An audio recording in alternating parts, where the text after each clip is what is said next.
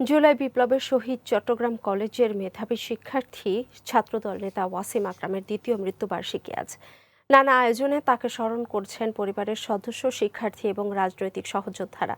জুলাই হত্যাকাণ্ডের বিচার কাজ দ্রুত সম্পন্নের দাবি জানিয়েছেন তারা। এদিকে ওয়াসিম সহ জুলাই শহীদদের বিচারের আশ্বাস দিয়েছে মুক্তিযুদ্ধ বিষয়ক প্রতিমন্ত্রী। কক্সবাজার প্রতিনিধি আব্দুল্লাহ খানের প্রতিবেদন, জানাচ্ছেন রত্না জামান।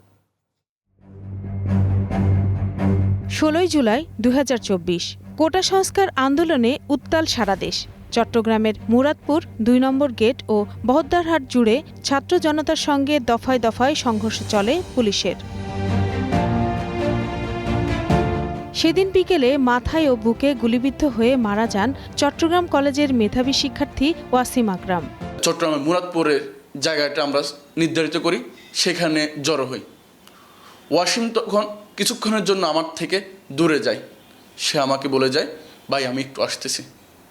এর মধ্যে ছাত্রলীগ হামলা শুরু করে। আমরা এখান থেকে সরে মুরাদপুর অবস্থান নিই।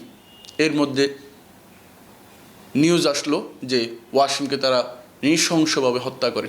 চট্টগ্রাম কলেজ ছাত্রদলের যুগ্ম আহ্বায়ক ওয়াসিম ছিলেন সমাজবিজ্ঞান বিভাগের ৪র্থ বর্ষের শিক্ষার্থী। ফেসবুকে দেওয়া শেষ স্ট্যাটাসে তিনি লিখেছিলেন, সাধারণ শিক্ষার্থীদের পাশে থেকে তার সংগঠনের পরিচয়ে শহীদ হতে চাওয়ার কথা।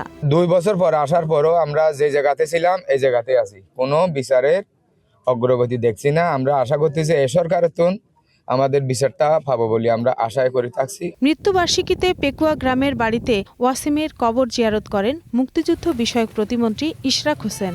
ওয়াসিম হত্যাসহ জুলাই শহীদদের বিচারের আশ্বাস দেন তিনি। সকল হত্যাকাণ্ডের সাথে যারা জড়িত সকলের বিচার হোক, এটা আমি মনে প্রাণে চাই এবং আমি এটার জন্য কাজ করে যাব। ২৪-এর গণ আন্দোলনে শহীদ ওয়াসিম সহ প্রতিটি হত্যাকাণ্ডের বিচার দ্রুত শেষ করা সহ জুলাই সনদ বাস্তবায়নের দাবি জানিয়েছেন হতাহত পরিবারের সদস্য এবং জুলাই আন্দোলনে অংশগ্রহণকারীরা। রত্না জামান, গ্রিন নিউজ ডেস্ক।